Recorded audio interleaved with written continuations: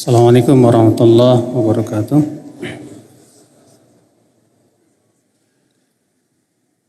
Alhamdulillahirabbil alamin wassalatu wassalamu ala asyrafil anbiya wal mursalin nabiyina Muhammadin wa alihi wa sahbihi wa man tabi'ahum bi ihsanin ila yaumiddin. Wa asyhadu an la ilaha illallah wahdahu la syarikalah wa asyhadu anna Muhammadan abduhu wa rasuluhu Sayyidul Mursalin. Amma ba'd, kita lanjutkan kajian kita kitab Mujmal Usul Ahli Sunnati wal Jamaah fil Aqidah. Sekarang kita masuk pada poin selanjutnya, Al-Marja' fi fahmil kitabi was sunnati huwa an-nususu al-mubayyinatu laha wa fahmus salafis salihi wa man sara ala manhajihim minal a'immati wa la yu'aradu ma thabata min dhalika bimujarradi ihtimalatin lughawiyatin. Tempat rujukan di dalam memahami Al-Quran dan Sunnah, yaitu yang pertama, nas-nas atau dalil-dalil yang menjelaskannya, dan yang kedua, fahmus salafis salihi, pemahaman salafus salih. Yang dimaksud dengan salafus salih yaitu sahabat, tabi'in, tabi'ut, tabi'in. Wa man sara ala manhajihim minal a'immah, dan juga pemahaman para ulama yang mengikuti metode salafus salih. Siapa para ulama? Seperti imam yang empat, Imam Syafi'i, Imam Ahmad, Imam Malik, Imam Abu Hanifah, Imam Abu Zur'ah, Abu Hatim, Imam Bukhari, Abu Daud. Demikian pula banyak sekali ulama-ulama. Nah, inilah saudara-saudaraku sekalian. Jadi kemarin kita sudah membahas bahwa dasar Islam itu Al-Quran dan hadis yang sahih, disertai dengan ijma', ya, kesepakatan para salafus saleh. Itu kita sudah bahas kemarin. Nah, sekarang pembahasan kita adalah bagaimana sih cara memahami Al-Quran dan hadis itu? Nah, tentunya ini ya harus kita betul-betul memahami betul dan tahu betul bagaimana sih cara memahami Al-Quran dan hadis. Karena tidak setiap orang yang membawakan Al-Quran dan hadis pemahamannya benar. Saya berikan contoh ya. Rasulullah SAW ketika menceritakan dan mensifati orang-orang Khawarij, dalam hadis riwayat Muslim, beliau bersabda apa? Kata Rasulullah SAW, yaquluna min qawli khairil bariyah yaqra'una al-Qur'ana wa la yujawizu taraqiyahum, kata Rasulullah. Mereka, orang-orang Khawarij itu, kata Rasulullah, membawakan sabda-sabda Rasulullah dan mereka membaca Al-Quran tapi tidak sampai ke kerongkongan mereka. Yamruquna minal Islam, dan mereka melesat dari Islam. Kama yamruqus sahmu minar ramiyah, sebagaimana melesatnya panah dari buruannya.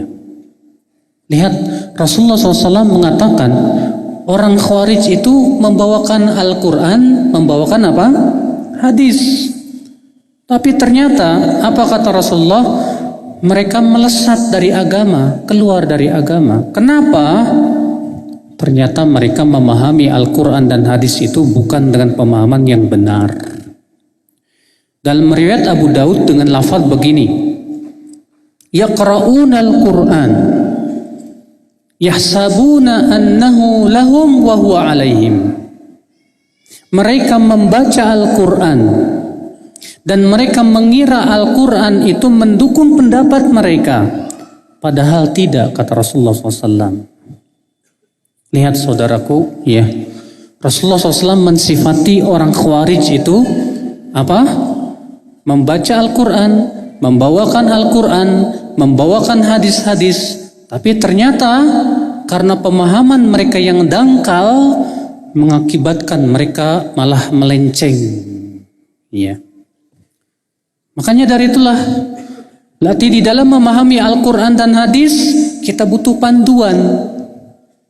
Dalam memahami Al-Quran dan hadis kita harus memahami kaidah-kaidahnya.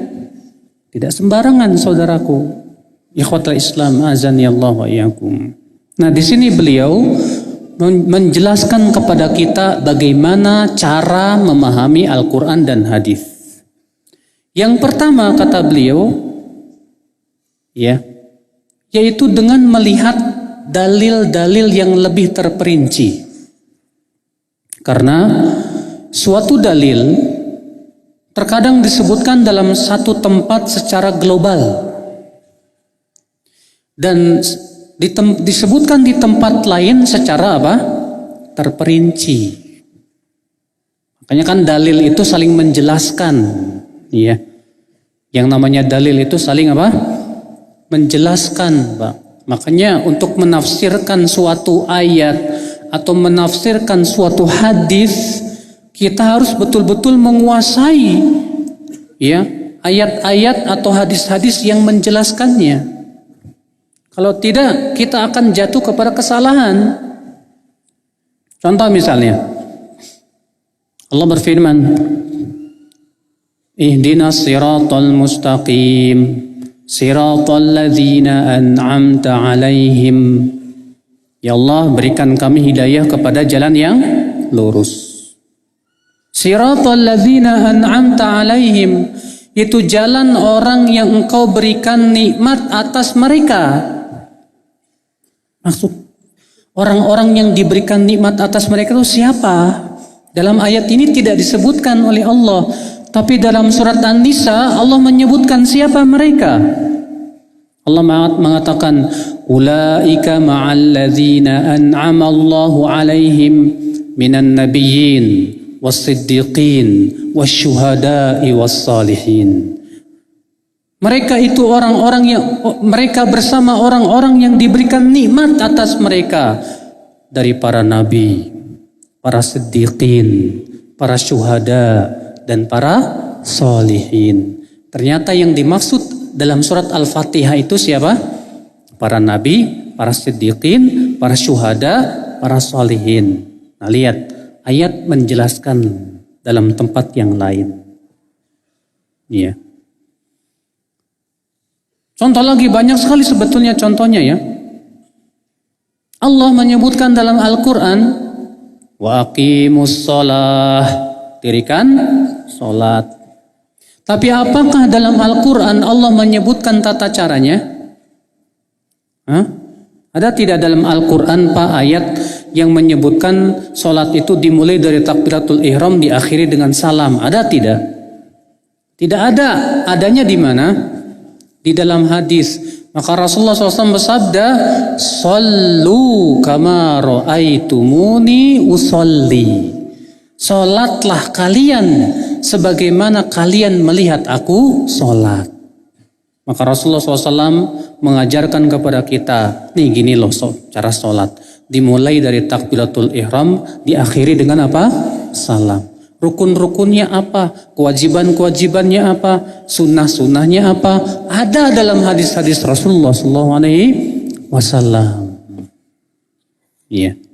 Oleh karena itulah saudaraku, siapapun yang ingin menafsirkan Al-Quran dan hadis, wajib dia menguasai dalil-dalil yang lain yang menafsirkannya.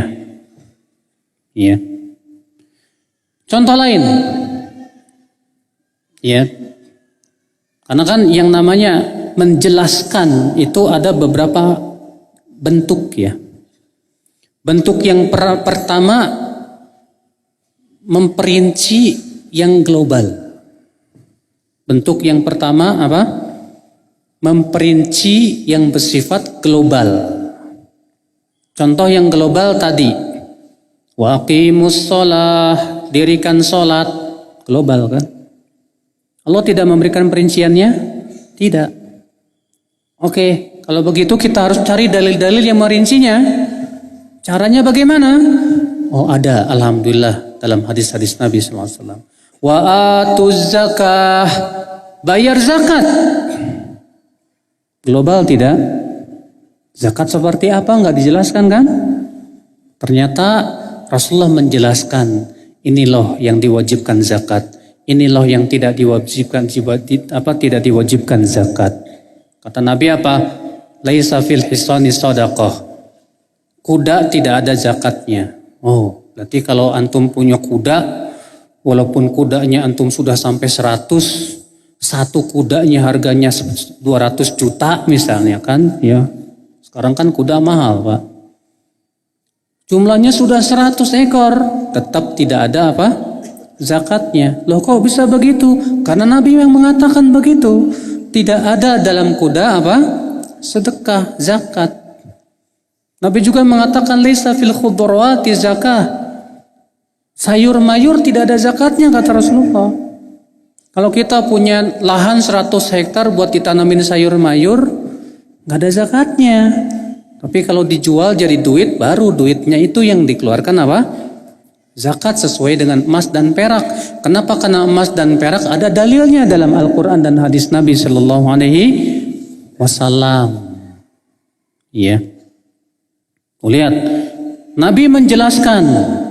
Jadi dalam Al-Quran, memang kalau kita perhatikan Mas, di Al-Quran itu ayat-ayat hukum rata-rata sifatnya global. Perinciannya adanya di mana? Di hadis. Ya. Nah ini bentuk yang pertama nih. Menjelaskan itu bentuk yang pertama, yaitu memperinci yang global. Yang kedua, bentuk penjelasannya bagaimana? Yaitu mengkhususkan yang umum. Karena disebutkan dalam satu dalil umum, tapi ternyata ada dalil yang mengkhususkan. Ya. Contoh misalnya, Allah menyebutkan dalam surat An-Nisa tentang ayat warisan. Surat An-Nisa tentang ayat berapa? Apa? Warisan. Allah berfirman, yusikumullahu fi auladikum lidzakari mithlu hadzil unthayain. Ya. Ternyata Rasulullah SAW memberikan pengkhususan. Apa kata Rasulullah? La yarithul muslimul kafira walal kafirul muslima. Muslim tidak boleh dapat warisan dari kafir.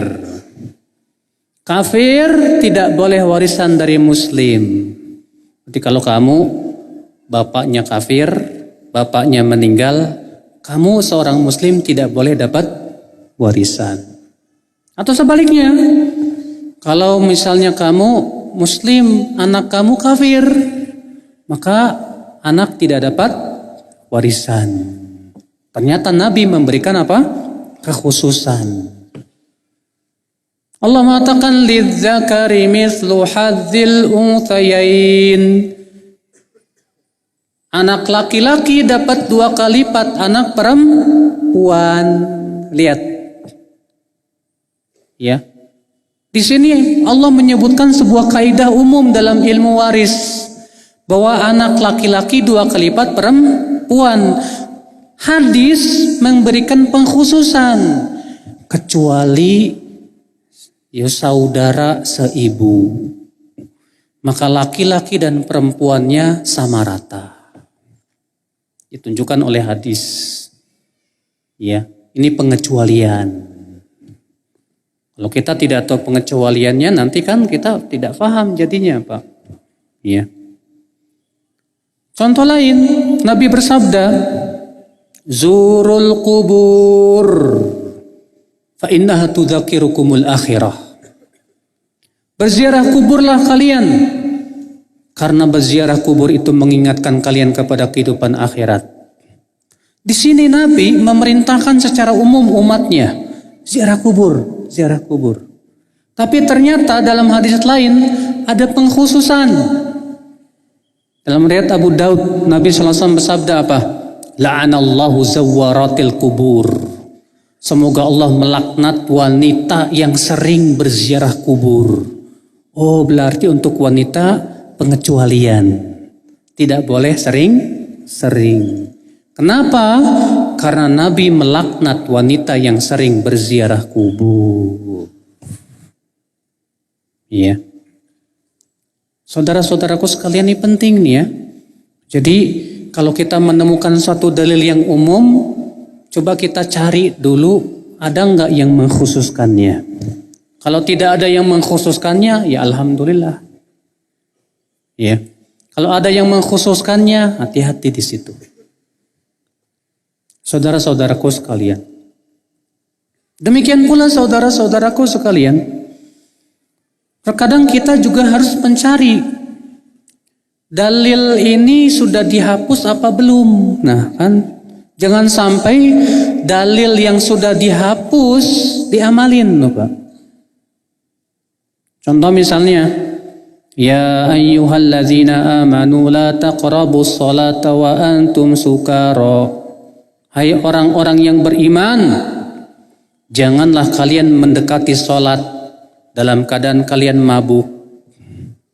Ada orang berpikir, berarti kalau enggak salat boleh mabuk dong. Ya. Karena Allah mengatakan jangan dekati salat dalam keadaan apa? Kalian mabuk. Berarti pemahaman kebalikannya ayat ini apa? Kalau tidak sholat boleh mabuk. Tapi ayat ini sudah dihapus oleh ayat dalam surat Al-Ma'idah. Innamal khamru wal maisir wal ansab wal azlamu rijsum min amali syaitan fajtanibu. Sesungguhnya arak, judi, ya, mengundi, patung, itu semua najis dari perbuatan setan kata Allah. Maka tinggalkan. Ya. Contoh lain. Nabi SAW di awal-awal ya memerintahkan kita berwudu dari makan yang disentuh oleh api. Nabi bersabda, tawadda'u mimma massatin nar. Berwudulah kalian dari semua yang disentuh oleh api. Berarti kalau kalian nyate, habis nyate wajib wudu. Tapi kata seorang sahabat, ya, adalah dua perkara yang terakhir dari Rasulullah. Tarkul wudu mimma massatin nar. Itu beliau tidak lagi berwudu dari yang disentuh oleh api. Oh, berarti kewajiban berwudu dari yang disentuh api itu sudah dihapus. Ya. Nah ini saudara-saudaraku sekalian. Jadi kita, Masya Allah. Makanya di dalam memahami satu hadis itu Pak, jangan langsung kita lihat hadis ini, oh begini, entah dulu. Coba kita kumpulkan dulu hadis-hadis dalam bab tersebut, dalam permasalahan yang sama deh. Coba kita kumpulin Pak. Ada enggak hadis lain yang apa? Yang menjelaskan supaya kita tidak salah dalam mengamalkan hadis tersebut. Contoh kesalahan dalam pemahaman hadis karena tidak melihat hadis lain. Rasulullah bersabda begini, Juzzus syawarib wa a'ful liha khaliful majus. Potonglah kumis, panjangkan janggut, selisihi orang majusi. Hadis ini sahih. Ada orang memahami hadis ini apa? Oh, berarti memerintah untuk memanjangkan janggut itu dalam rangka menyelisih orang majusi. Sedangkan kan orang majusi sekarang berjenggot-jenggot. Berarti kalau mereka sudah berjenggot, kita boleh cukur jenggot. Kita katakan bukan begitu maksudnya Pak. Kok bisa begitu? Iya. Karena ada hadis lain yang menjelaskan. Nabi bersabda, "Ashrun minal fitrah." Ada 10 perkara yang merupakan fitrah. Di antaranya apa? Memanjangkan janggut. Oh, dari situ kita tahu bahwa orang Majusi mereka mencukur janggut di zaman Rasulullah karena menyelisihi fitrah. Menyelisihi apa? Fitrah. Maka kalau mereka misalnya kembali kepada fitrah, memelihara janggut, masa kita umat Islam menyelisih fitrah? Tentu tidak boleh. Makanya dalam hadis yang sahih, ada orang Majusi datang dari orang Persia dalam keadaan kumisnya tebal, jenggotnya habis. Kemudian Nabi bersabda kepada orang Persia ini, "Man amaraka bihada?" Siapa yang memerintahkan kamu seperti itu? Apa kata dia? Raja kami. Apa kata Rasulullah? Akan tetapi rajaku yaitu Allah memerintahkanku untuk memanjangkan janggut. Nabi berjanggut tidak, Pak? Seluruh Nabi berjanggut tidak, Pak? Iya. Tanya sama orang Nasrani, Yesus janggutan enggak? Janggutan. Nabi Musa janggutan. Semua Nabi janggutan, Pak. Para sahabat, para ulama semua janggutan, Pak. Maka dari itulah ya akhwat Islam, ya, pendapat yang merupakan pendapat empat ulama madhab. Saya katakan 4 ulama madhab. Siapa? Syafi'i, Maliki, Hanafi, Hambali, Ibnu Hazm, semuanya mengatakan bahwa mencukur janggut hukumnya haram. Siapa yang mengatakan bahwa madhab Imam Syafi'i itu makruh telah salah. Kenapa? Karena Imam Syafi'i dalam kitab tegas mengatakan bahwa mencukur janggut haram. Yang memakruhkan itu dari kalangan ulama madhab Syafi'iyah belakangan. Adapun madhab ulama Syafi'iyah yang terdahulu mengharamkan. Bahkan Imam Nawawi di dalam kitab Al-Muhadzab, ya, Syarhul Muhadzab, beliau mengatakan menurut madhab kami Syafi'iyah, memotong janggut yang melebihi 1 kepal itu makruh. Imam Nawawi mengatakan apa? Menurut madhab kami Syafi'iyah, bahwa memotong janggut yang melebihi 1 kepal hukumnya apa? Makruh. Karena terjadi perselisihan para ulama. Apakah janggut yang melebihi 1 kepal itu hukumnya dipotong atau tidak? Sebagian ulama mengatakan sunnahnya dipotong. Dan itu madhab Ibnu Umar dan sebagian sahabat dan tabi'in. Sedangkan jumhur ulama termasuk diantaranya madhab Syafi'iyah bahwa memotong melebihi segini itu hukumnya makruh, jadi yang bagus dibiarkan. Iya. Jangan dipotong, Pak. Saudara-saudaraku sekalian, ini contoh. Ini apa namanya? Contoh. Iya. Saudara-saudaraku sekalian, ikhwata Islam azani Allah wa iyyakum. Contoh lagi. Rasulullah SAW bersabda, "La yastahillanna aqwamun min ummati." Benar-benar akan ada kaum-kaum dari umatku yang menganggap halal apa? Al-hira wal harira wal khamra wal ma'azif. Zina, sutra, arak dan alat-alat musik. Ya. Nabi di sini mengharamkan musik secara mutlak. Tapi dalam hadis yang lain Nabi mengizinkan dalam hari raya boleh memukul rebana buat anak-anak kecil. Suatu ketika Abu Bakar masuk ke rumah Aisyah. Ternyata di situ ada anak-anak kecil sedang mukul rebana sambil bersyair. Apa kata Abu Bakar? Mazamiru syaitan fi baiti Rasulillah.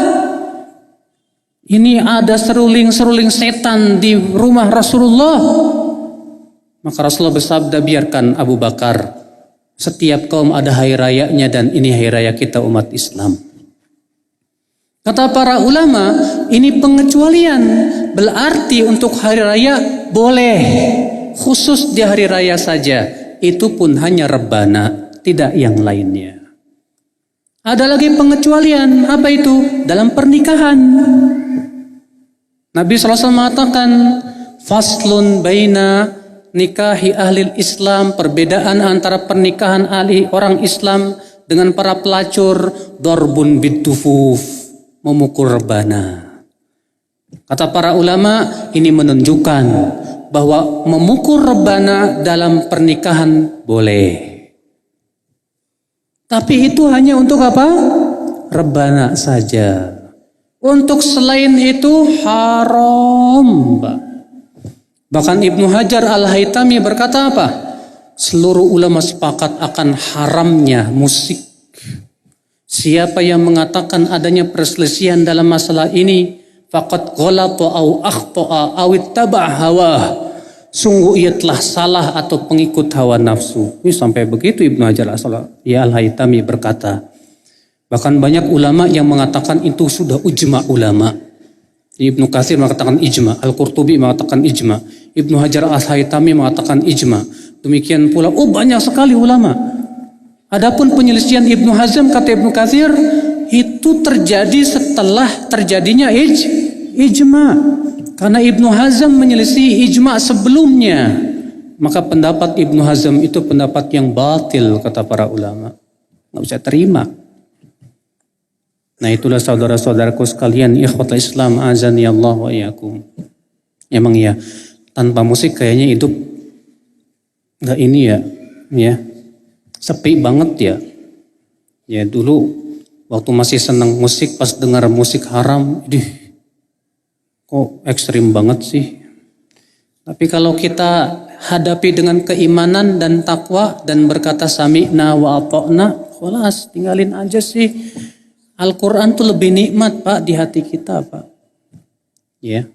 Insya Allah kalau kita biasakan hidup kita dengan Al-Quran, Al-Quran lebih indah daripada segala-galanya. Nah ini contoh-contohnya ya.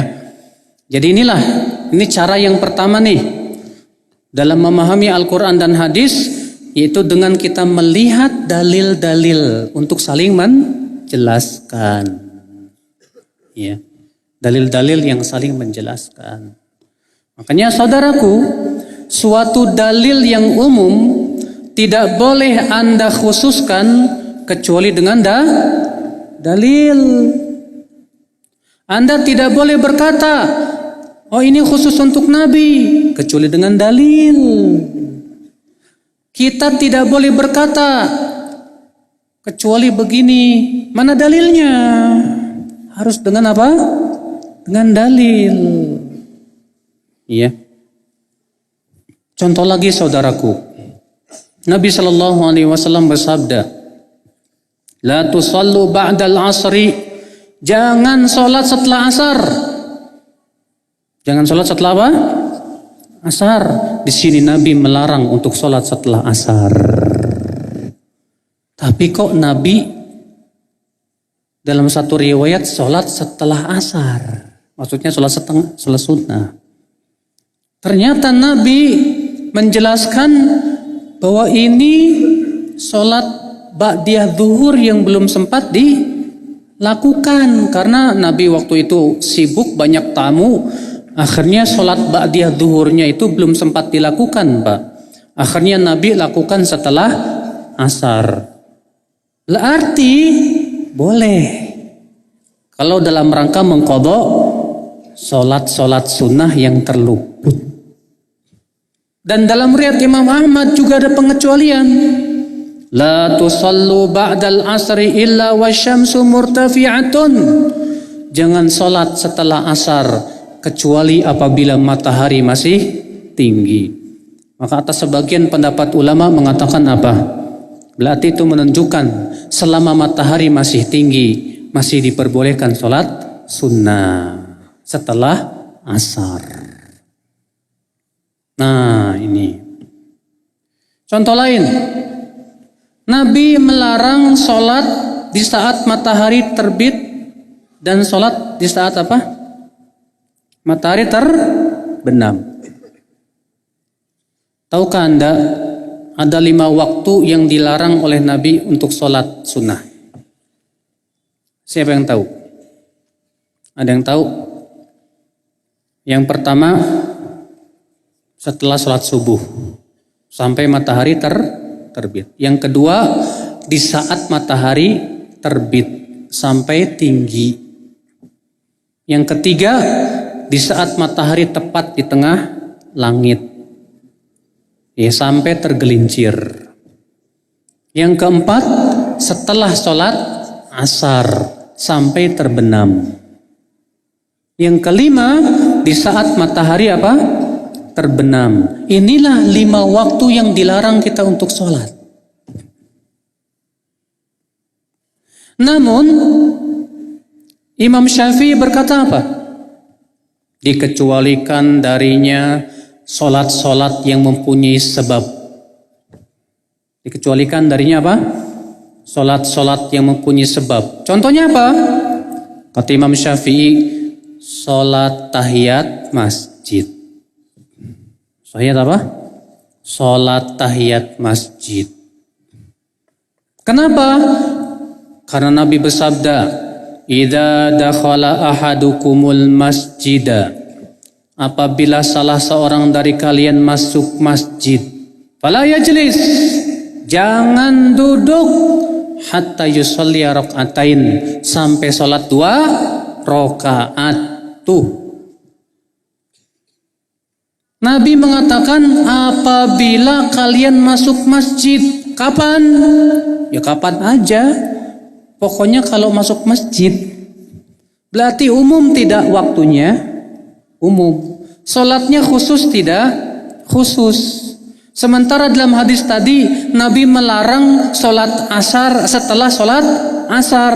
Waktunya khusus tidak? Khusus. Sholatnya umum tidak? Umum. Kata Imam Syafi'i, berarti keumuman larangan sholat dikhususkan dengan keadaan-keadaan tadi. Jadi kalau misalnya kamu masuk masjid nih, masuk masjidnya pas matahari terbenam, tetap disyariatkan sholat. Itu pengecualian dari larangan. Makanya Nabi SAW pernah sedang khutbah Jumat. Nabi pernah sedang khutbah Jumat. Padahal mendengarkan khutbah Jumat wajib tidak? Wajib. Kemudian tiba-tiba ada seorang sahabat masuk ke masjid, namanya Sulaik Al-Ghatafani. Kemudian tiba-tiba dia langsung duduk. Apa kata Rasulullah? As-shallaita rakaatain. Kamu sudah salat belum? Belum ya Rasulullah. Sedang khutbah ini. Rasulullah negor dia. Kamu sudah salat belum? Belum ya Rasulullah. Qum farka wa tajawaz fihima. Salat dan ringkaskan salatmu. Ternyata ini pengecualian. Sebagaimana di saat matahari terbenam dilarang sholat tapi dikecualikan padanya sholat apa? Tahiyat masjid. Ketika khutbah Jumat memang wajib mendengar, tapi dikecualikan sholat tahiyat masjid, tetap tidak boleh ditinggalkan sholat. Iya. Makanya kalau ada orang berkata, oh enggak boleh sholat tahiyat masjid karena mendengarkan khutbah wajib, sholat tahiyat masjid sunnah, sedangkan yang wajib harus lebih didahulukan. Kita katakan maaf, kaidah itu memang betul, tapi hadis mengecualikan. Iya. Saudara-saudaraku sekalian, ikhwatul Islam, tuh lihat Pak, ya. Jadi begini, jadi memahami hadis itu, memahami dalil itu harus kita lihat dalil-dalil yang lain saling apa? Saling menjelaskan. Saudara-saudaraku sekalian, ikhwatul Islam, azani Allah wa iyyakum. Iya.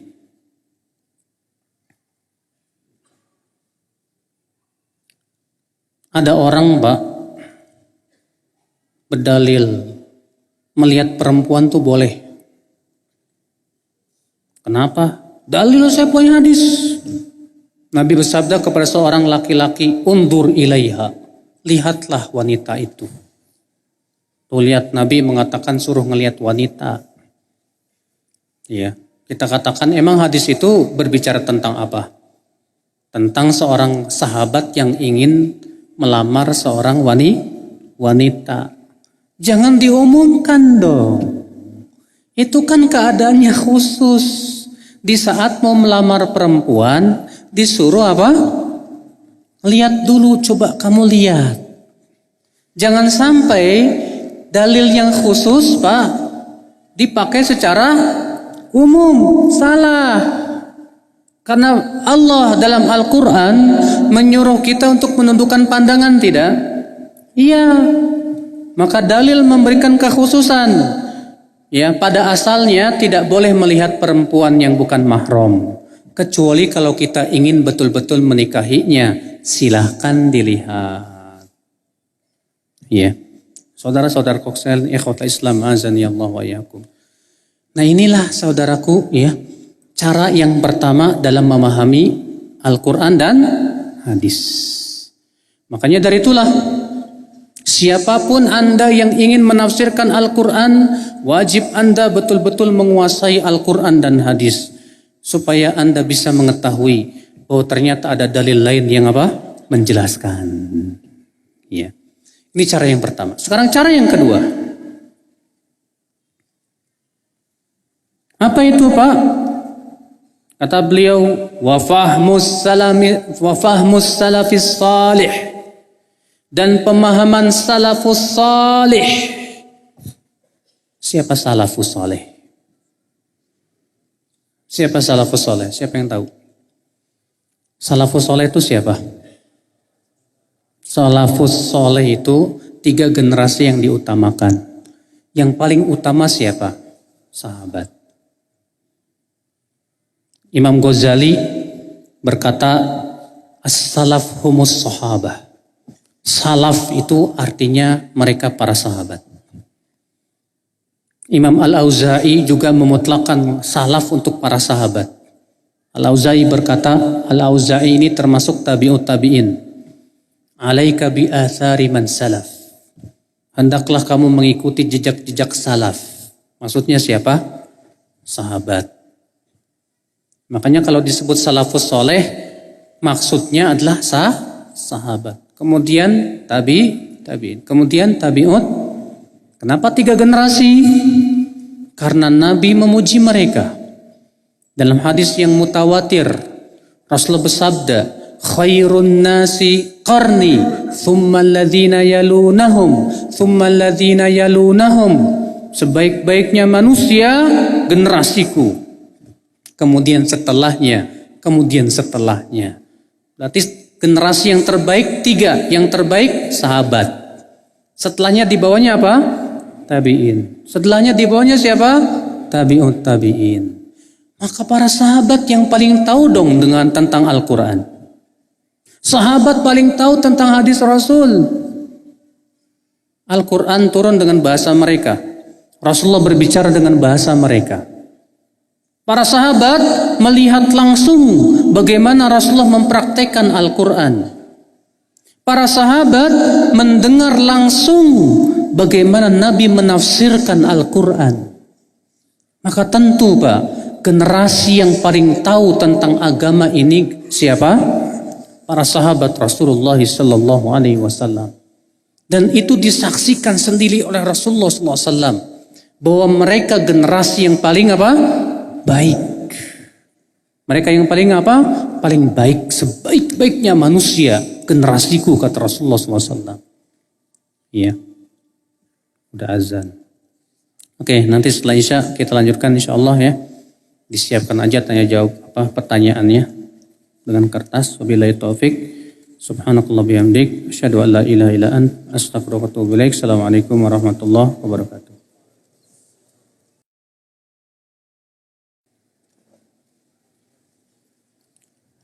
Assalamualaikum warahmatullahi wabarakatuh. Alhamdulillah, wassalatu wassalamu ala rasulillah, nabiyina Muhammadin wa alihi wa sahbihi wa man walah. Wa asyhadu an la ilaha illallah wahdahu la syarikalah. Wa asyhadu anna Muhammadan abdu wa rasuluh, amma ba'd. Kita melanjutkan saudara-saudaraku sekalian Jadi tadi cara yang pertama di dalam memahami dalil Al-Quran dan hadis, yang pertama apa? Yaitu kita melihat dalil-dalil lain yang menjelaskannya. Dan tentunya ya, bekal kita untuk memahami dalil itu bekalnya wajib belajar bahasa Arab. Karena Al-Quran bahasa apa? Bukan bahasa Sunda kan? Hadis bahasa apa? Bahasa Arab. Sekarang kalau kita nggak bisa bahasa Arab, bagaimana kita akan bisa memahaminya? Makanya siapapun dari antum yang ingin memperdalam agama wajib belajar bahasa Arab. Ya, wajib. Bahkan kata para ulama, belajar bahasa Arab itu hukumnya fardu kifayah. Tapi bisa menjadi fardu ain. Kapan? Bila ia memposisikan diri sebagai seorang dai. Seorang dai wajib belajar bahasa Arab. Sebab dai itu mau tidak mau apa? Berdakwah tentang Al-Quran dan hadis. Memahamkan manusia tentang Al-Quran dan hadis. Sekarang kalau dai nggak bisa bahasa Arab, dengan apa dia akan pahami Al-Quran dan hadis? Terjemah doang nggak cukup. Ya, makanya kalau ada dai nggak bisa bahasa Arab, aduh bahaya tuh. Disuruh bilang ke dai-nya, Pak Dai belajar bahasa Arab dulu Pak. Jangan sampai ceramah kemana-mana rajin tapi belajar bahasa Arab gak mau. Gak boleh seperti itu saudara-saudaraku sekalian. Demikian pula bekal yang kedua apa? Untuk bisa memahami dalil-dalil itu. Belajar ilmu alat. Usul fikih. Belajar usul fikih. Ya. Usul fikih itu adalah pelajaran yang membahas tentang masalah apa? Bagaimana tata cara berdalil dan memahami dalil. Makanya dalam ilmu usul fikih dibahas umum, khusus, mutlak, muqayyad, ya, mujmal, mufassal dan yang lainnya. Harus belajar. Kalau Anda tidak bisa usul fikih, jangan berani-berani memahami sendiri itu dalil. Anda bisa akan tersesat jalan. Penting. Bekal yang ketiga apa? Agar kita bisa memahami dalil. Bekal yang ketiga, saudara-saudaraku sekalian, ikhwatal Islam azani Allah wa yakum, yaitu, nah ini akan kita bahas, pengetahuan yang luas tentang pendapat-pendapat ulama. Maka dari itu beliau berkata di sini, ya, al-marja fi fahmil kitabi was sunnati, rujukan kita di dalam memahami Al-Quran dan Sunnah, yaitu yang pertama an-nususul mubayyinatu laha, nas-nas yang menjelaskannya, itu sudah kita bahas. Yang kedua, wa fahmus salafis salih, dan pemahaman salafus salih. Kenapa harus salafus salih? Sudah saya jelaskan tadi. Karena mereka generasi yang paling tahu tentang Al-Quran dan hadis Nabi Sallallahu Alaihi Wasallam. Karena mereka generasi yang langsung dipuji oleh Allah dalam Al-Quran dan dipuji oleh Rasulullah dalam hadis-hadisnya. Allah berfirman, "Was-sabiquna al-awwaluna minal muhajirin wal ansar walladzina taba'uuhum bi ihsanin radhiyallahu anhum wa radu an." Dalam surat At-Taubah ayat berapa? 100 ya. Dan orang-orang yang pertama kali masuk Islam dari kalangan muhajirin dan ansar, dan orang-orang yang mengikuti mereka, tuh lihat. Dan orang-orang yang mengikuti muhajirin dan ansar, apa? Allah ridho kepada mereka dan mereka ridho kepada Allah. Berarti kalau kita ingin diridhai oleh Allah, ikuti mereka. Ya. Berarti Allah sudah ridho kepada para sahabat. Berarti Allah ridho dengan pemahaman mereka. Makanya Ibnu Mas'ud berkata, sebagaimana dikeluarkan Ibnu Battah, "Man kana minkum mustannan falyastanni biman qad mat." Ya, Fa innal hayy la yu'man minhul fitnah. Ulaika ashabu Rasulillah li'annahum abarrun nasi quluban wa a'maquhum ilman wa aqalluhum takallufan wa aqwamuhum hadiyan. Kata Ibnu Mas'ud apa? Siapa di antara kalian yang ingin mengambil suri tauladan, jadikanlah orang-orang yang sudah meninggal dunia sebagai suri tauladan. Karena orang yang masih hidup masih belum aman dari fitnah. Mereka yang telah meninggal itu yang paling berhak siapa? Para sahabat Rasulullah sallallahu alaihi wasallam. Karena mereka, kata Ibnu Mas'ud, orang yang paling dalam ilmunya, yang paling bening hatinya, yang paling ringan bebannya, dan yang paling lurus ya petunjuknya. Qauman ikhtarahumullah lisuhbati nabiyyih. Mereka suatu kaum yang telah Allah pilih untuk menjadi sahabat-sahabat nabinya. Tuh lihat, Masya Allah. Imam Syafi'i berkata, memuji para sahabat. Apa kata Imam Syafi'i? Sebagaimana diriwayatkan dari Rabi' bin Sulaiman, muridnya beliau. Imam Syafi'i berkata, وَقَدْ أَثْنَى اللَّهُ تَبَارَكَ وَتَعَالَى ala ashabi Rasulillah wa athna rasuluhu sallallahu alaihi wasallam. Allah telah memuji para sahabat, Rasulullah telah memuji para sahabat. Wa hum fawqana fi kulli ilmin wajtihadin wastimbatin wastidrakin. Mereka para sahabat di atas kita. Kata Imam Syafi'i loh ini. Mereka para sahabat di atas kita pada setiap ilmu, ijtihad, istimbat dan istidrak. Wa ara'uhum lana ahmad, dan pendapat mereka lebih terpuji untuk kita. Wa aula lana indana min ara'ina li anfusina, dan lebih layak untuk kita ikuti daripada pendapat kita sendiri. Lihat. Yang ngomong ini siapa? Imam Syafi'i. Lihat. Ya. Saudara-saudaraku sekalian, tadi dari itulah kita lihat bagaimana pemahaman para sahabat, bagaimana pemahaman para tabi'in, bagaimana pemahaman tabi'un tabi'in, 3 generasi yang utama ini dalam memahami kitabullah dan sunnah Rasulullah sallallahu alaihi wasallam. Ikhwatal Islam, azani Allah wa ya. Maka dari itulah Pak, kalau ada orang yang menafsirkan Al-Quran, tapi penafsirannya tidak sesuai dengan penafsiran para sahabat, tidak sesuai dengan penafsiran salafus soleh, bisa kita katakan salah penafsiran itu. Saya pernah mendengar seorang khotib Jumat menafsirkan sebuah ayat. Allah berfirman, innamat taubatu 'ala Allahi lilladzina ya'maluna su'a bijahalah. Sesungguhnya taubat itu hanyalah untuk orang-orang yang melakukan maksiat karena kejahilan. Apa kata si khotib Jumat ini?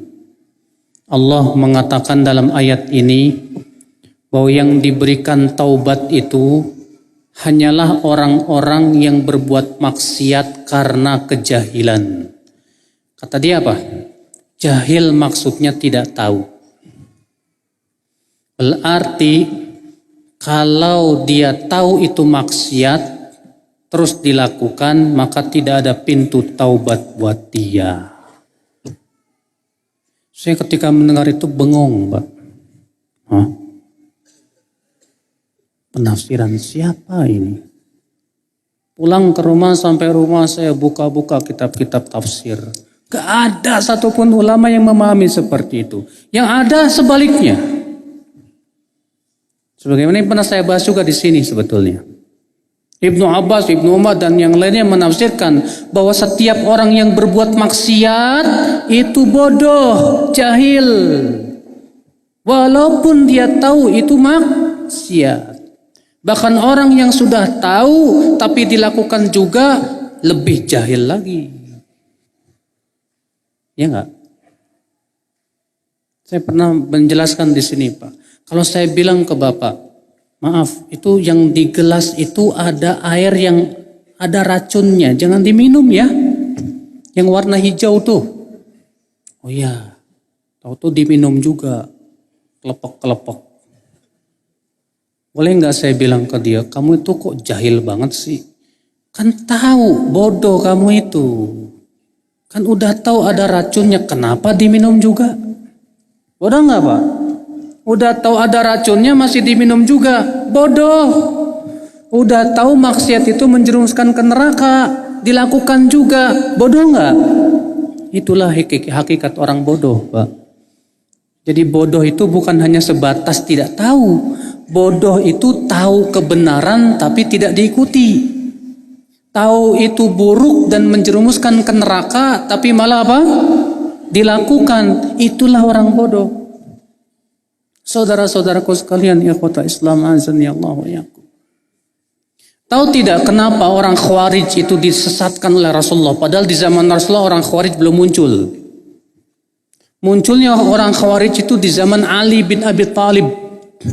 Dan Rasulullah sudah mengabarkan itu. Satamruqu mariqatun ala hini furqati minal muslimin, kata Rasulullah. Akan keluar sebuah kelompok mariqah di saat kaum muslimin sedang apa? Berselisih. Ternyata benar yang Rasulullah kabarkan. Kelompok itu muncul di saat terjadi perang antara Ali dan Muawiyah. Kemudian apa? Kedua kelompok pasukan Ali dan Muawiyah memutuskan untuk damai. Akhirnya Ali mengirimkan siapa? Abu Musa al-Ash'ari sebagai utusan. Muawiyah mengirim Amr bin al-As sebagai utusan. Untuk apa?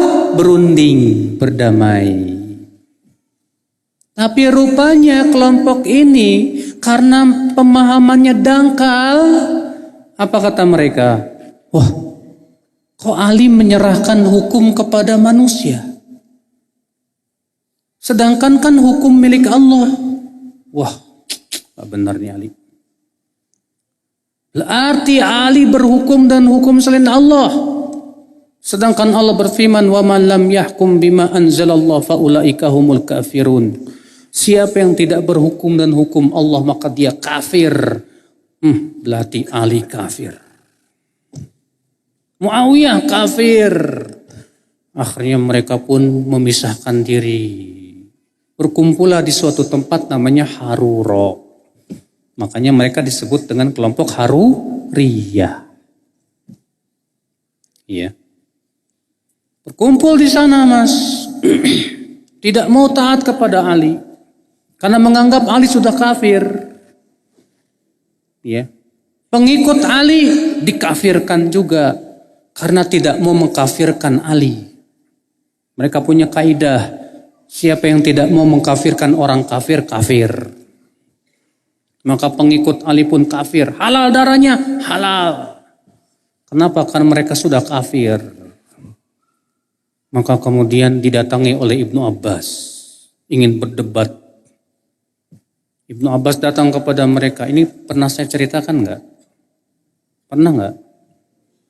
Hah? Pernah apa pernah? Atau lupa? Tapi enggak apa-apa deh, saya ingetin lagi. Ibnu Abbas datang ke Harura. Sebelumnya minta izin dulu kepada Ali bin Abi Thalib. Hai Ali, izinkan aku bertemu dengan mereka. Kata Ali, jangan, nanti mereka membunuh kamu. Jangan khawatir Ali. Maka Ibnu Abbas pun pakai baju yang bagus. Karena mereka tahu orang Khawarij paling benci sama orang yang pakai baju bagus, Pak. Ibnu Abbas datang kepada mereka.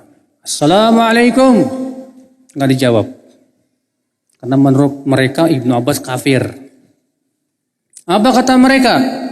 Marhaban bibni ammi Rasulillah. Selamat datang anak paman Rasulullah. Maji tabih.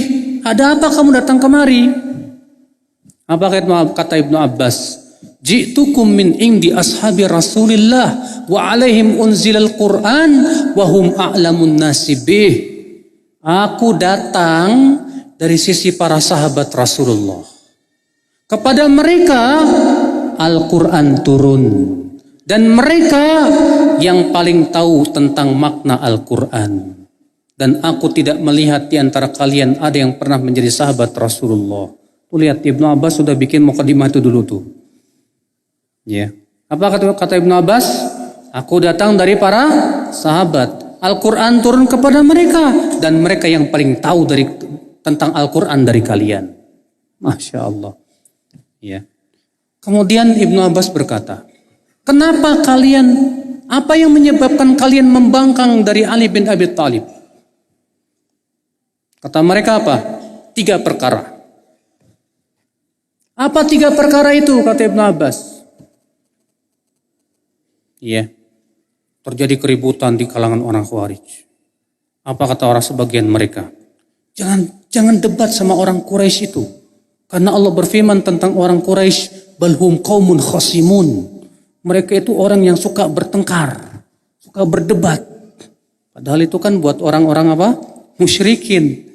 Tapi ternyata ditujukan kepada Ibnu Abbas. Sebagian mereka berkata, tidak, kita akan berdebat. Oke. Baik Ibnu Abbas, ada 3 alasan kenapa kami tidak mau menaati Ali lagi. Kata Ibnu Abbas, boleh saya tahu alasannya?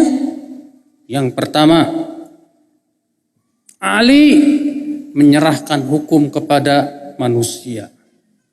Sedangkan Allah mengatakan hukum milik Allah. Berarti Ali tidak berhukum dan hukum Allah. Oke, yang pertama ini. Yang kedua apa? Yang kedua, Ali memerangi siapa? Aisyah. Kan terjadi perang Jamal kan? Iya. Tapi tidak ada, Ali tidak menawan. Bagaimana itu? Itu kan tidak sesuai dengan hukum Islam. Yang ketiga apa lagi? Ali ketika berdamai menghapus namanya dari Amirul Mukminin. Karena waktu Ali berdamai dengan Muawiyah, nama Amirul Mukmininnya itu dihapus oleh Ali. Apa kata orang Khawarij? Kalau Ali bukan Amirul Mukminin, berarti dia Amirul Kafirin. Tuh lihat alasannya kan aneh sekali, Pak. Apa kata Ibnu Abbas? Bagaimana kalau aku jawab satu persatu, apa kalian mau rujuk? Silakan. Adapun alasan kalian yang pertama, Ali menyerahkan hukum kepada manusia, aku akan bacakan kepada kalian ayat dari kitabullah. Allah berfirman, fa in khiftum shiqaqa bainihima fab'athu hakaman min ahlihi wa hakaman min ahliha. Apabila kalian khawatir suami dan istri ini bercerai, maka utuslah hakim dari pihak suami dan hakim dari pihak apa? Istri. Apa kata Ibnu Abbas? Lihat, di sini Allah menyerahkan hukum kepada utusan pihak suami dan pihak istri untuk kemaslahatan suami istri. Mana yang lebih berhak? Untuk kemaslahatan suami istri atau untuk meredam darah kaum muslimin? Bengong mereka. Bagaimana? Aku sudah jawab? Sudah. Dijawab lagi yang kedua, yang ketiga, akhirnya dari 12.000 orang 6.000 rujuk, 6.000 lagi ngeyel. Maka yang 6.000 ini yang diperangi oleh Ali bin Abi Thalib bersama kaum muslimin yang lainnya. Saudara-saudaraku sekalian, lihat, saya berikan contoh yang ringan, Pak. Ternyata orang Khawarij ini tidak mau mengikuti pemahaman siapa? Para sahabat. Sesat tidak, Pak? Sesat. Mereka baca Al-Quran, bawa Al-Quran, iya. Tapi pemahaman siapa? Pemahaman sendiri, Pak. Ternyata tidak ada satupun sahabat yang setuju dengan pendapat mereka. Makanya Ibnu Abbas ketika menafsirkan firman Allah, "Wa man lam yahkum bima anzalallah fa ulaika humul kafirun." Siapa yang tidak berhukum dengan hukum Allah, maka dia kafir. Apa kata Ibnu Abbas dalam riwayat Tawus? Laisal kufruhu kama yafhamun. Maksud kafir dalam ayat ini tidak seperti yang dipahami mereka orang Khawarij, bukan. Wa innamal kufru alladzi la yanqulu 'anil millah. Akan tetapi maksudnya yaitu kekafiran yang tidak mengeluarkan pelakunya dari Islam. Kufrun duna kufrin, yaitu kekufuran di bawah kekufuran. Maksudnya kata Ibnu Abbas, orang yang berhukum dan hukum selain Allah, apabila dia berhukum dan hukum selain Allah itu dalam keadaan dia meyakini itu haram dan bahwa dirinya berdosa, ini seperti ini kufur kecil, bukan kufur besar. Tapi kalau dia sampai menghalalkan apa yang Allah haramkan, maka ini bisa naik kepada kufur besar. Iya. Nah ini saudara-saudara sekalian, ikhwatul Islam, azani Allah wa iyyakum. Lihat Pak, orang Khawarij pemahamannya tidak sesuai dengan pemahaman sahabat, sesat. Iya. Orang Murji'ah mengatakan apa? Amal tidak termasuk iman. Sesuai dengan pemahaman sahabat tidak? Tidak. Orang Qadariyah sesuai dengan pemahaman sahabat? Tidak. Saya pernah bawakan hadis riwayat Muslim di hadis nomor 1. Yahya bin Ya'mar berkata, Kana awwalu man takallama fil qadar bi Basrah Ma'bad al-Juhani. Adalah yang pertama kali berbicara tentang masalah takdir di kota Basrah itu orang yang bernama Ma'bad al-Juhani. Ya. Mereka mengatakan katanya Allah belum menakdirkan sesuatu. Maka aku pun bersama Humaid bin Abdurrahman pergilah ke mana? Ke Mekah. Ingin bertanya kepada para sahabat. Rupanya mereka bertemu dengan Ibnu Umar. Lalu keduanya bercerita kepada Ibnu Umar, wahai Aba Abdurrahman, telah muncul di negeri kami suatu kaum yang mencari-cari ilmu yang aneh. Mereka mengatakan katanya takdir tidak ada dan Allah belum menakdirkan segala sesuatu. Apa kata Ibnu Umar? Idza laqita haula, kalau kamu bertemu dengan mereka, kabarkan kepada mereka bahwa aku berlepas diri dari mereka dan mereka berlepas diri dariku. Masya Allah, ya akhwat Islam. Makanya semua firqah yang sesat itu akibat dari apa? Akibat daripada tidak mau mengikuti apa? Para sahabat. Menyimpang, melenceng. Maka darilah saudara-saudaraku sekalian, inilah pemahaman salafus saleh penting sekali. Pemahaman para ulama yang mengikuti salaf juga penting sekali Pak. Ya, lihat bagaimana para ulama seperti Imam Syafi'i, Imam Malik, Imam Abu Hanifah, Imam apa? Ya. Mereka para ulama besar. Mereka yang sangat luas dan dalam keilmuannya, Pak. Ikuti mereka. Lihat bagaimana pemahaman mereka. Kalau mereka berselisih, kita lihat dalil-dalilnya. Kemudian kita ikuti yang rajih. Kalau mereka bersepakat, seluruh ulama sepakat, sudah kita bahas tentang pembahasan kemarin masalah ijma. Maka dari itulah saudara-saudaraku sekalian, ini kewajiban kita. Ya. Bahwa para ulama, kita hormati mereka, kita cintai mereka. Walaupun demikian, kita tidak boleh menilai kebenaran dengan sebatas pendapat ulama tanpa melihat Al-Quran dan hadis. Pendapat ulama kita nilai dengan Al-Quran dan hadis. Ya. Maka dari itulah saudara-saudaraku sekalian, jangan sampai Anda mempunyai sifat fanatik sama satu ulama. Kalau saya Syafi'i aja udah, nggak mau yang lain. Kita katakan Mas, Imam Syafi'i kan muridnya Imam Malik Mas. Dan Imam Syafi'i sangat menghormati Imam Malik. Kenapa Anda tidak menghormati Imam Malik juga? Ya. Imam Ahmad muridnya Imam Syafi'i. Dan Imam Ahmad dipuji oleh Imam Syafi'i. Ya Ahmad anta alam minni bil hadis. Hai Ahmad, engkau lebih berilmu dariku tentang hadis Nabi sallallahu alaihi wasallam. Kalau ada hadis yang sahih, tolong beritahu aku supaya aku berpendapat dengannya, hai Ahmad. Imam Syafi'i sudah mengajarkan kepada kita bagaimana cara beragama. Imam Syafi'i berkata, "Idza shahhal hadis fahuwa madhhabi." Apabila hadis telah sahih, maka itu pendapatku. Imam Syafi'i juga berkata, "Iqdi ilai," nisbatkan kepadaku. "Hayitu aw mittu," baik aku masih hidup atau aku sudah meninggal dunia. "Anna kulla haditsin sahha fa inni aqulu bih." Bahwa apabila hadis telah sahih, itulah pendapatku, wa illam yablugni, walaupun hadis itu belum sampai kepadaku. Masya Allah. Imam Syafi'i juga berkata, "Idza wajadtum haditsan an Rasulillah khilaf ma aqulu ana." Apabila kalian mendapatkan hadis yang tidak sesuai dengan pendapatku, yang kalian ambil itu hadis Rasulullah. Buang jauh-jauh pendapatku, kata Imam Syafi'i. Masya Allah, pelajaran-pelajaran agung sekali dari Imam Syafi'i, ya akhwal Islam. Supaya fanatik kita hanya kepada Allah dan Rasulnya. Allahu a'lam, saya kira cukup sampai di sini, kita buka tanya jawab.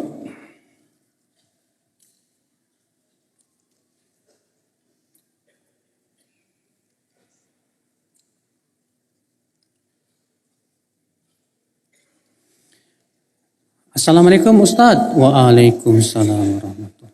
Saat saudara kita sampaikan mengenai cerminan sifat-sifat Nabi, selalu ada yang jawab gini, Ustadz, itu kan Nabi, level kita kan jauh dari Nabi keimanannya. Nah, ya. Siapa di antara kalian yang mengatakan levelnya sudah sampai level Nabi? Nggak ada. Siapa di antara ulama yang mengatakan levelnya sudah selevel Nabi? Nggak ada. Bahkan para sahabat pun nggak ada yang mengatakan dirinya selevel Nabi. Tapi Allah mengatakan, laqad kana lakum fi rasulillahi uswatun hasanah. Sungguh telah ada pada diri Rasulullah suri tauladan yang baik. Kalau gara-gara ini kita belum level Nabi, buat apa itu ayat dibacakan dalam Al-Quran? Ya. Kenapa Nabi yang paling tinggi keimanannya? Karena ketakwaannya. Tapi bukan berarti Pak, karena keimanan kita belum seperti keimanan Nabi, kita tidak perlu melakukan apa yang Rasulullah perintahkan. Salah besar itu. Ya, Nabi suri tauladan kita. Nabi diperintahkan oleh Allah dengan perintah-perintah. Maka Rasulullah pun menyampaikannya kepada umatnya, ini perintah Allah, ini larangan Allah. Maka kewajiban kita apa? Laksanakan. Jangan mikir, saya sudah selevel Nabi apa belum. Bukan urusan Anda itu.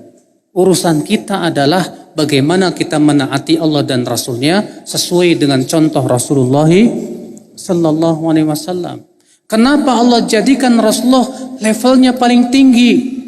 Karena dia suri tauladan kita. Kalaulah Rasulullah levelnya lebih rendah dari kita, berarti Rasulullah tidak berhak jadi suri tauladan kita, Pak. Yang berhak dijadikan suri tauladan itu yang sempurna, Pak. Iya tidak? Iya. Iya. Ini sebetulnya sih alasan orang-orang pengikut hawa nafsu biasanya, Pak. Iya. Jadi kalau disebutin, Rasulullah begini loh, itu kan Rasul. Iya. Aduh. Bagaimana menepis syubhat begini Ustadz? Orang-orang salafi itu memahami hadis cuma sesuai konteks saja. Ketahuilah Mas. Seluruh ulama sepakat, kata Imam Syaukani, wajib memahami dalil sesuai dengan konteksnya terlebih dahulu. Tidak boleh dipalingkan kepada makna lain kecuali dengan dalil. Yang kedua Mas, dalam kehidupan kita sehari-hari, wajib kita memahami bahasa teman kita sesuai konteksnya dulu. Jangan dipahami yang lain kecuali ada indikasi. Kalau teman kamu bilang ke kamu, maaf akhi, tolong ambilkan baju kaos saya. Diambil ke meja. Loh, kok ke meja? Saya kan bilang kaos. Menurut saya kaos ini baju. Itu kan konteksnya. Adapun yang bukan konteksnya adalah itu pakaian. Jadi saya memahami tidak sesuai dengan konteksnya. Ya udah saya kasih ke meja. Kira-kira kamu bisa terima nggak mas? Nggak bisa. Bapak kamu bilang, nah tolong belikan ayam ke pasar. Pulang bawa kambing. Loh, kok kambing? Ya konteksnya si ayam pak. Cuman batinnya bukan ayam. Terus apa dong? Kambing. Ampun dah. Iya. Si ayahnya berhak marah enggak? Kata ayahnya, ayah kan bilang ayam, kenapa kamu bawa kambing? Belagu sia. Kata orang Sunda gitu kan. Iya. Kalau antum disuruh sama teman, tolong ambilin pensil dong. Diambil pun pulpen. Pas ditanya kok pulpen, konteknya pensil. Tapi batinnya bukan pensil. Ya akhi, kalau kita seperti itu menghadapi ucapan manusia, sulit Pak kita berinteraksi Pak. Allah dan Rasulnya berbicara sesuai dengan yang kita pahami tidak? Iya tidak? Itulah yang namanya fasih. Kalaulah maksud Allah, oh konteksnya begini tapi batinnya bukan begitu. Waduh, akan hancur Pak. Ini akan membuka peluang orang-orang zindik untuk menafsirkan seenaknya. Sesuai dengan apa? Hawa nafsunya. Mengerikan Pak. Makanya dalam ilmu usul fikih apa Pak? Dalil itu ada 3 macam. Ada nas, ada zahir, ada kebalikan zahir apa? Muawwal. Ada mujmal. Kebalikan mujmal apa? Mufassal. 3 tuh. Kalau antum pernah belajar ilmu usul fikih. Apa itu nas? Nas adalah dalil yang maknanya hanya satu. Tidak memiliki makna lainnya.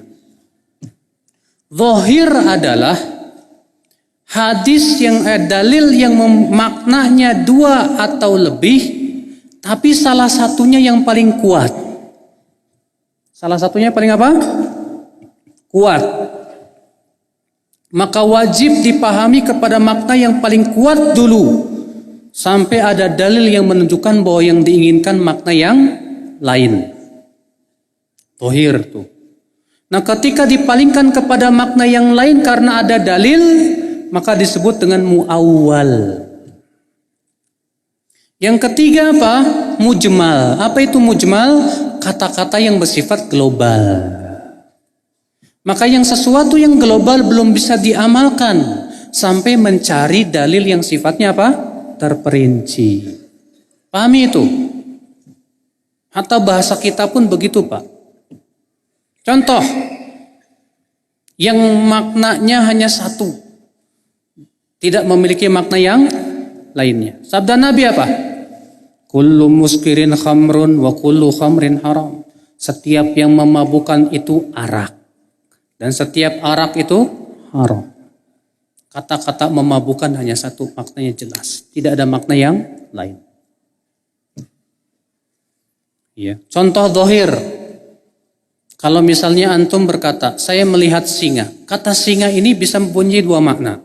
Makna yang pertama binatang buas beneran. Makna yang kedua laki-laki yang pemberani. Iya kan?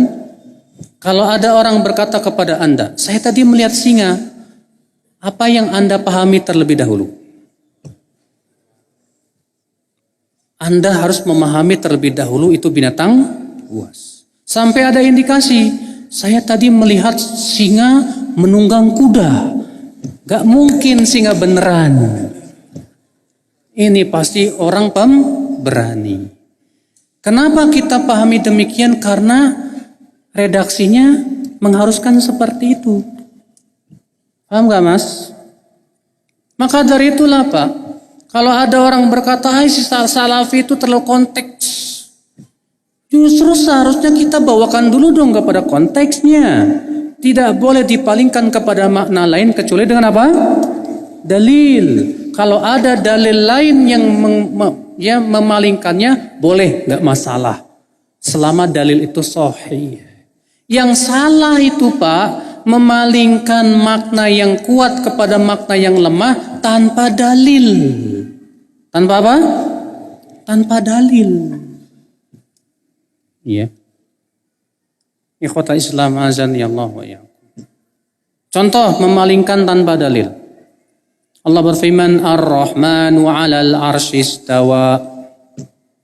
Ar-Rahman 'alal 'arsy istawa. Ar-Rahman istawa 'alal 'arsy. Istiwa di atas arsy. Apa kata mereka? Istawa itu ada 6 makna. Ya. Istawa mempunyai artinya sama. Istawa artinya menguasai kata mereka. Kita katakan tadi dulu mas. Istawa saja dalam bahasa Arab betul ada 6 makna. Tapi masalahnya ini setelah istawa ada ala. Dan dalam bahasa Arab makna istawa ala itu satu maknanya. Apa itu?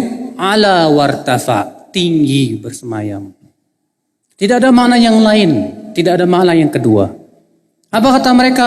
Oh, kalau Allah bersemayam di atas arsy gak masuk di akal. Gimana kalau Allah bersemayam di atas arsy berarti Allah butuh tempat? Wah, gak mungkin. Berarti kata mereka apa? Berarti ini harus ditakwil.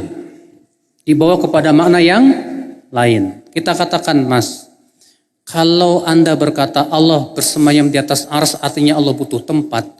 Itu karena Anda menyamakan Allah dengan makhluk. Makhluk betul kalau bersemayam butuh tempat, sedangkan Allah tidak sama dengan makhluk. Allah berfirman laisa kamitsli syai'. Allah tidak serupa dengan apapun juga. Karena Allah tidak serupa dengan makhluk, Allah bersemayam di atas arsy, bukan berarti Allah butuh arsy, bukan berarti Allah butuh tempat. Karena Allah tidak serupa dengan apa? Makhluknya. Tapi menurut akalnya begitu. Akalmu tinggalkan dulu. Ya. Karena Anda masalahnya membayangkan Allah bersemayam di atas arsy seperti manusia bersemayam di atas kasur. Kalau ditarik kasurnya jatuh. Salah besar itu Pak. Salah besar. Maka dari itulah inilah saudaraku. Akhirnya apa? Dipalingkanlah oleh dia maknanya. Apa? Ar-Rahman 'alal 'arsy istawa itu bukan Allah bersemayam di atas arsy, bukan. Tapi Allah menguasai arsy. Seorang ulama bahasa Arab yang bernama Ibnul A'rabi pernah mendengar seorang laki-laki berkata begitu. Ar-Rahman 'alal 'arsy istawa artinya istaula, menguasai. Apa kata Ibnul A'rabi? Uskut, diam kamu. Dalam bahasa Arab, istawa menguasai itu kalau punya tandingan. Ya. Dalam bahasa Arab istawa itu kalau punya apa? Lawan. Contoh, kita melawan company yang menduduki Jakarta. Kita lawan, terusirlah company, maka kemudian kita pun menguasai Jakarta. Karena apa? Jakarta tadinya sudah dikuasai company, sekarang kita kuasai. Sekarang arsy sebelum Allah menguasai, siapa yang menguasai? Sehingga tidak masuk pada makna istawa juga tidak masuk. Istaula maksudnya ya. Nah, itulah saudara-saudara, makanya seluruh ulama sepakat di zaman dahulu ya, di zaman salafus saleh bahwa Allah bersemayam di atas arsy. Itu contoh-contohnya aja mas. Apa yang dimaksud dengan kholaf? Nah, kebalikan salaf, kholaf. Salaf itu generasi terdahulu. Kholaf itu generasi belakangan. Batasannya kapan? Al-Hafidh Ibnu Shalah berkata, batasan salaf itu adalah akhir abad ke-4 Hijriah. Jadi berakhir pada tahun 399 Hijriah. 400 tahun ke atas disebut khalaf. Ulama belakangan. Sebagian mengatakan salaf itu 3 generasi saja. Sahabat, tabi'in, tabi'ut tabi'in. Setelah itu disebut khalaf. Wallahu a'lam.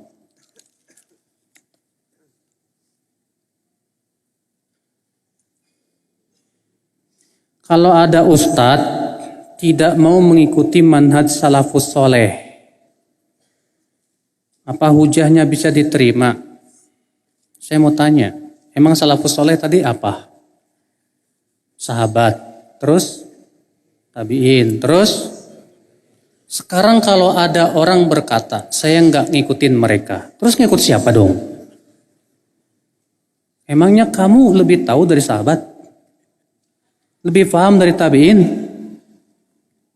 Oh, para sahabat betul lebih selamat, tapi saya lebih berilmu dari mereka. Ih, Masya Allah. Ya. Orang Rasulullah mengatakan khairun nas, sebaik-baiknya manusia. Sebaik-baiknya dalam masalah apa? Semuanya. Kalau kita mengakui para sahabat yang terbaik, harusnya kita ngikutin mereka dong. Jangan merasa Anda yang terbaik, saudaraku. Makanya seluruh ulama sepakat, Pak. Semua keyakinan yang tidak sesuai dengan keyakinan salafus saleh tersesat jalannya. Imam Al-Barbahari pernah saya bawakan perkataannya. Dalam Syarh Sunnah berkata apa? Wal asas alladzi tubna alaihil jamaah. Pondasi yang dibangun di atasnya al-jamaah siapa? Hum ashabu Rasulillah. Mereka adalah para sahabat Rasulullah. Wahum ahlus sunnati wal jamaah. Dan merekalah yang disebut dengan ahlus sunnah wal jamaah. Faman lam ya'khudh anhum faqad dhalla wabtada. Beliau berkata apa? Siapa yang tidak mau mengambil dari para sahabat, sungguh ia telah sesat dan berbuat bid'ah. Tuh, Masya Allah. Hati-hati. Orang yang tidak mengikuti sahabat, hati-hati mas. Nabi ketika mengabarkan umat Islam berpecah belah menjadi 73 golongan, Nabi mengatakan berapa yang selamat? Satu yang selamat. Ketika Nabi ditanya siapa mereka ya Rasulullah? Kata Rasulullah apa yang aku dan para sahabatku di atasnya. Nabi tegas mengatakan yang selamat aku dan para sahabatku. Nah sekarang kalau Anda nggak mau ngikutin sahabat, siapa dong yang Anda ikuti? Filsafat Yunani, orang Barat. Ya akhi, imam yang 4 seluruhnya ikut sahabat Pak. Imam Syafi'i sudah saya sebutkan tadi perkataan beliau, bagaimana beliau mengharuskan kita untuk mengikuti siapa? Para sahabat. Ya.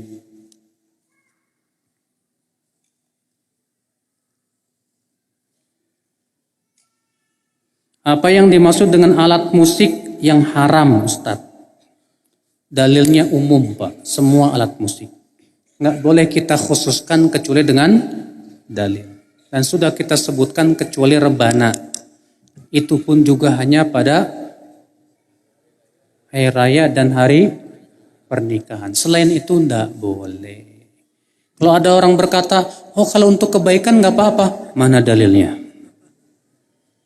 Mana ulama terdahulu yang mengatakan begitu? Atau itu pendapat Anda pribadi? Setiap pendapat yang bertabrakan dengan dalil, buang jauh-jauh. Siapa yang mengkhususkan dalil tanpa dalil, buang jauh-jauh. Karena mengkhususkan dalil harus dengan apa?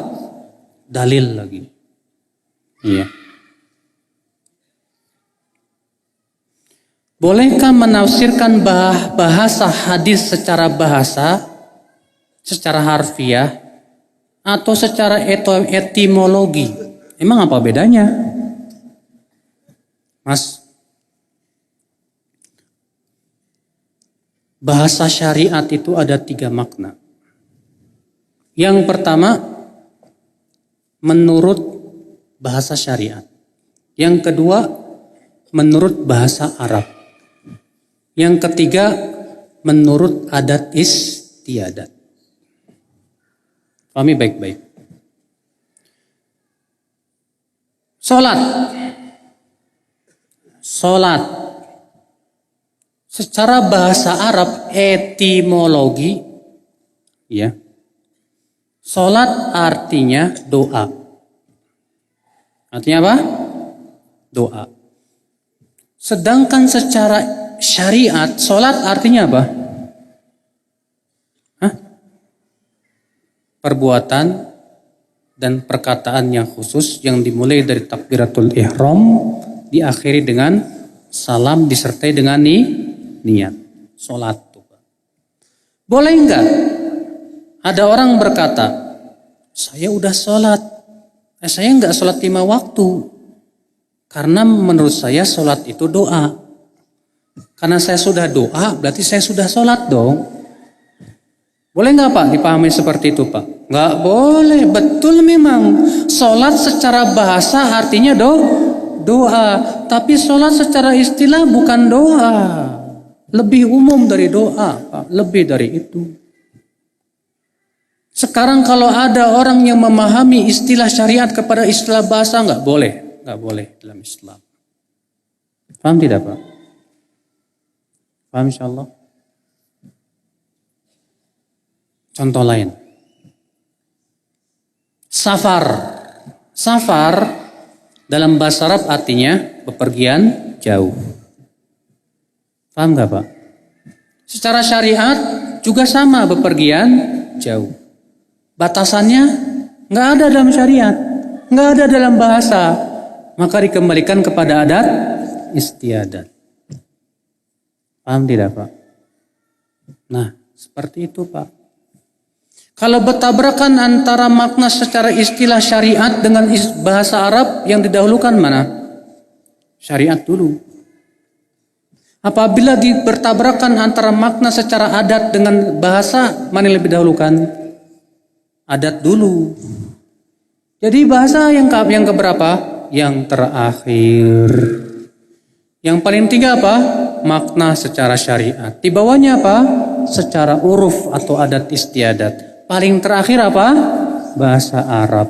Berarti atas itu kalau memahami dengan bahasa Arab saja salah besar. Kecuali kalau yang pertama dan kedua sudah tidak ada lagi. Enggak masalah. Pahami itu ya akhi. Itu ada dalam pelajaran usul fikih. Makanya belajar usul fikih. Ya. Nah, siapa yang pernah belajar usul fikih? Enggak ada ya. Siapa yang pernah belajar bahasa Arab? Enggak ada juga. Siapa yang pernah belajar Sahih Bukhari? Enggak ada juga. Ya udah deh.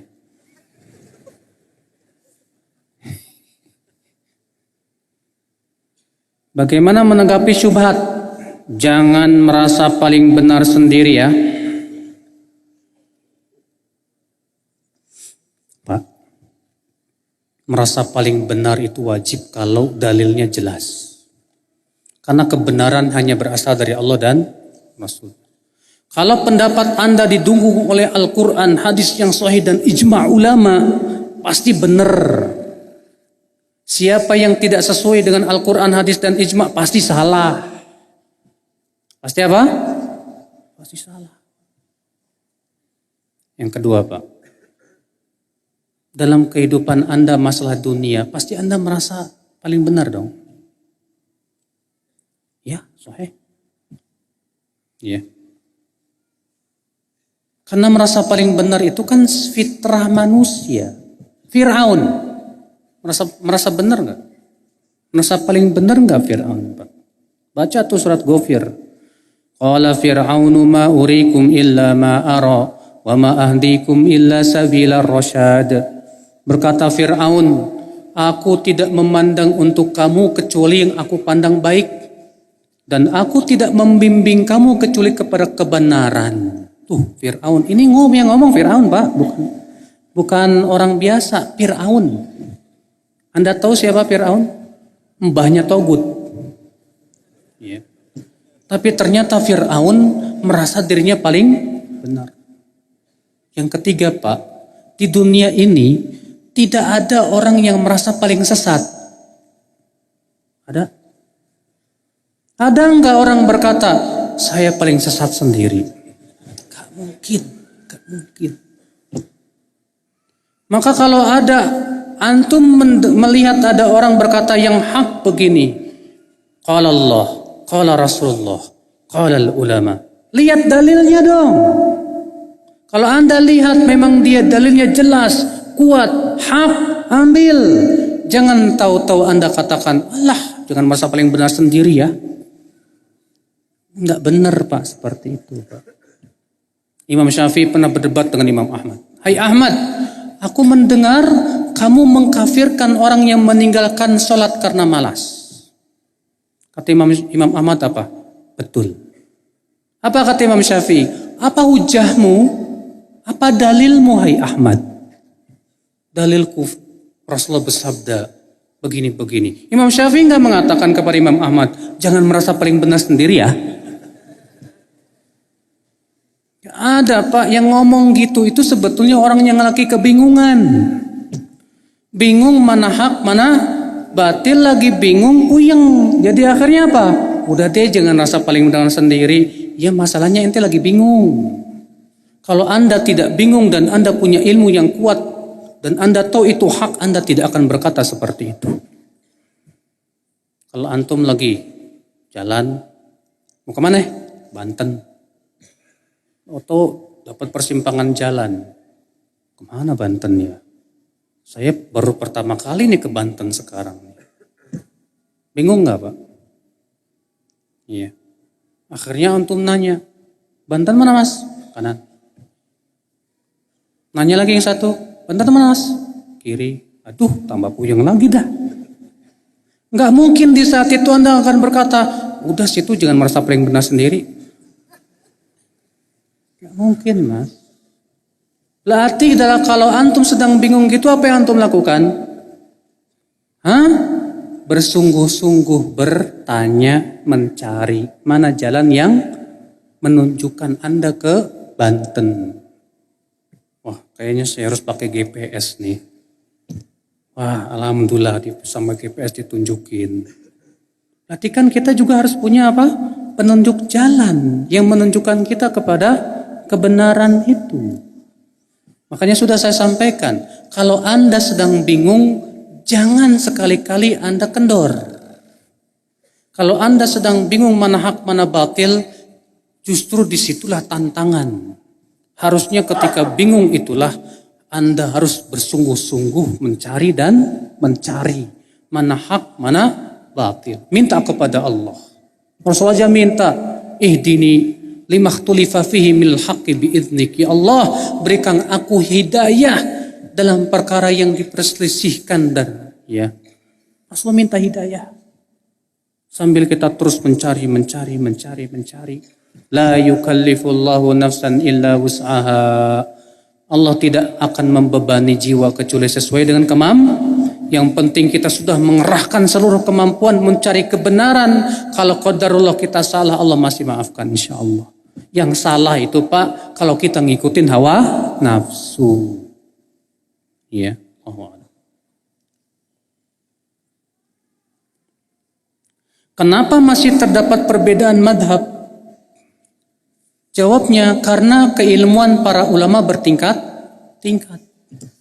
Pemahaman para ulama berbeda-beda. Syekhul Islam Taimiyah menyebutkan 10 sebab kenapa terjadi perselisihan di kalangan para ulama. Ya. Sebab yang pertama, karena yang satu sampai kepadanya dalil, yang satu lagi belum sampai kepadanya apa? Dalil. Yang belum sampai berijtihad. Paham gak Pak? Contoh. Imam Abu Hanifah menganggap takbiratul ihram salat.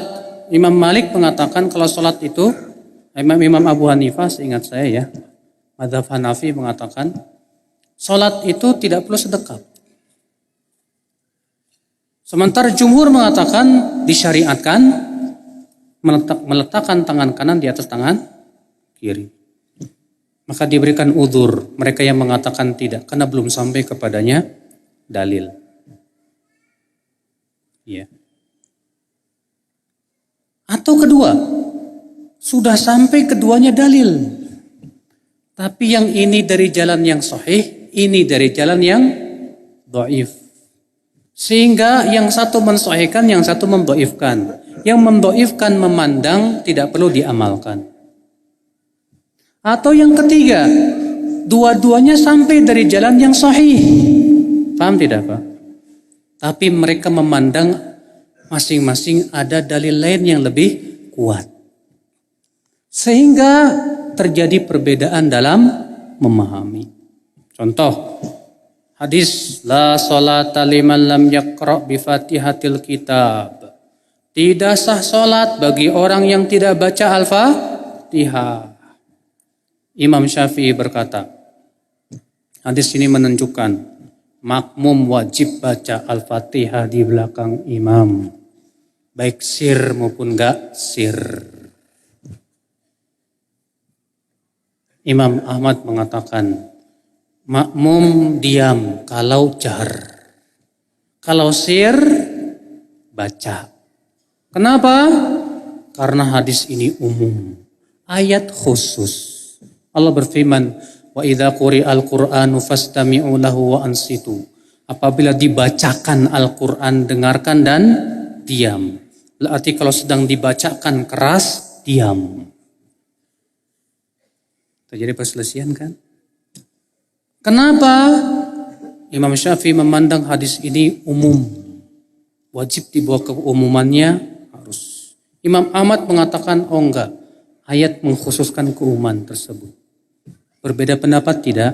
Berbeda. Masing-masing melihat itu yang paling kuat. Maka dalam masalah seperti ini, amalkan yang antum pandang kuat, Pak. Tanpa menyesatkan yang lainnya. Dan tanpa memaksakan pendapat Anda kepada orang lain. Apalagi menyesatkan dia. Situ nggak baca Al-Fatihah, sesat. Jangan mas. Imam Syafi'i aja nggak menyesatkan Imam Ahmad kok. Itu memang ijtihadiyah. Karena memang tidak ada nas dalam masalah itu. Paham nggak Pak? Ulama berbeda pendapat tentang, misalnya apa? Banyak banget Pak, permisalan percontoh-contoh yang lainnya. Ya. Yaitu tentang masalah Sami Allahu liman hamidah. Apakah sedekap lagi atau lurus? Ya, sebagian mengatakan sedekah. Dalilnya keumuman hadis. Termasuk sunnah meletakkan tangan kanan di atas tangan kiri dalam sholat. Lafadznya begitu, dalam sholat. Di situ hadis tidak memberikan kekhususan. Pokoknya semua dalam sholat sunnahnya begitu. Sehingga kata mereka kalau begitu sami Allahu liman hamidah pun sedekah. Sebagian mengatakan enggak. Untuk iktidal lurus. Dalilnya hadis bahwa Nabi ketika para sahabat, sebagian sahabat ketika mensifati sholat Nabi, ketika iktidal disebutkan itu apa? Sampai setiap ruas kembali ke tempatnya masing-masing. Itu menunjukkan lurus. Mereka yang mengatakan sedekap maksudnya kembali ke tempat masing-masing sebelum ruku. Ikhtilaf. Ya udah.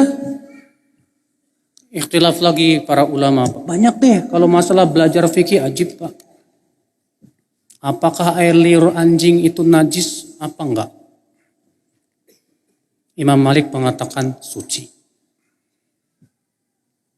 Dalilnya tidak ada dalil yang mengatakan itu najis. Jumhur ulama mengatakan apa? Najis. Dalilnya hadis Nabi SAW, tuhuri ina'i ahadikum, sucinya bejana seseorang apabila dijilat oleh anjing hendaknya dicuci berapa? 7 kali. Yang pertama dengan tanah. kata jumhur itu menunjukkan bejananya jadi najis. Kata Imam Malik apa? Bukan. Mencuci tuhur di situ tidak mempunyai makna najis. Contoh, Anda junub, kemudian Anda mandi. Apakah berarti Anda najis badannya ketika junub? Kata Imam Malik, tidak kan? Berarti Anda mandi ngapain? Untuk menghilangkan hadas. Ini pun juga sama, menghilangkan najis, sebatas untuk ta'abbud saja, kata Imam Malik. Khilaf dalam masalah ini. Saya lebih condong kepada pendapat jumhur. Tapi nggak boleh kita nyesatin Imam Malik. Ya udah, masing-masing kita kuatkan aja yang menurut pendapat kita apa? Kuat. Kalau Anda mau nganggap, oh enggak, Imam Malik lebih kuat menurut saya. Buktinya ayat tentang masalah anjing buruan. Tidak ada hadisnya kalau kita berburu dengan anjing itu hewan yang bekas gigitannya dicuci 7 kali. Nggak ada di situ. Jadi menurut saya nggak najis. Ya silakan kalau Anda merojihkan, amalkan. Tapi jangan sampai saling menyesatkan gara-gara itu, Pak. Ya. Jangan sampai saling menyesatkan gara-gara itu.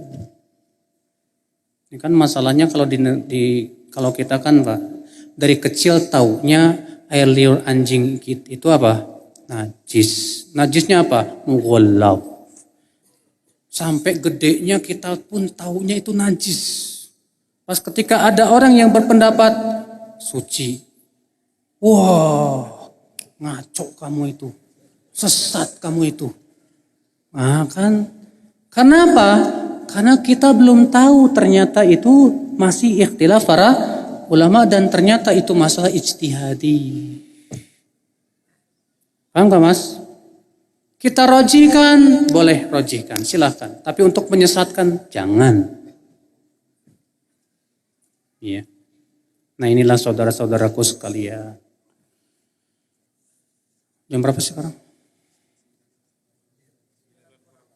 Hah? Udah dulu ya, udah malam. Baik, kita tutup. Subhanakallah bihamdik, syahadu an la ilaha illa ant, astaghfiruka wa atubu ilaik. Assalamualaikum warahmatullahi wabarakatuh.